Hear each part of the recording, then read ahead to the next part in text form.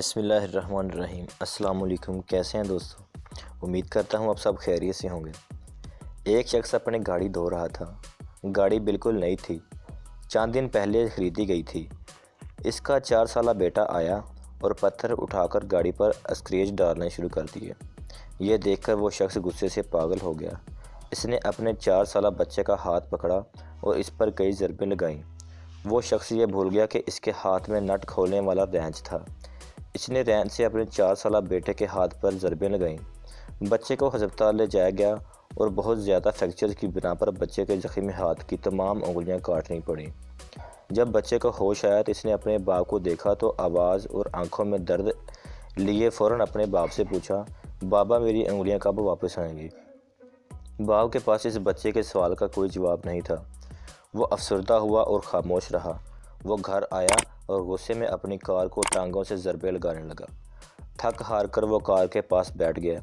اس وقت اس کی نظر اس سکریچ پر پڑی جو اس کے 4 سالہ بیٹے نے پتھر سے لگائے تھے۔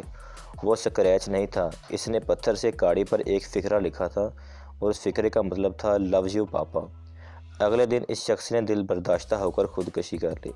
غصے اور پیار کی کوئی حد نہیں ہوتی۔ یہ فیصلہ آپ کو کرنا ہے کہ خوبصورت زندگی گزارنے کے لیے ان دونوں میں سے کون سا مناسب راستہ ہے۔ پرانے وقتوں میں چیزیں استعمال کی جاتی تھیں اور انسانوں سے پیار کیا جاتا تھا۔ ہمارے دور کا المیہ یہ ہے کہ چیزوں سے پیار کیا جاتا ہے اور انسانوں کو استعمال کیا جاتا ہے۔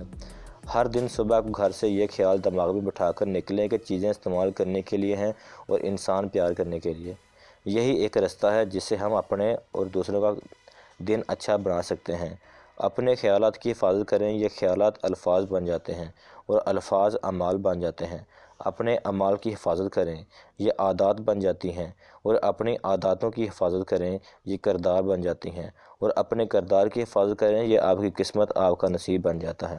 اگر آپ کو ہماری یہ ویڈیو پسند آئی ہے تو اپنے دوستوں کے ساتھ شیئر کریں۔ Thanks for watching. السلام علیکم۔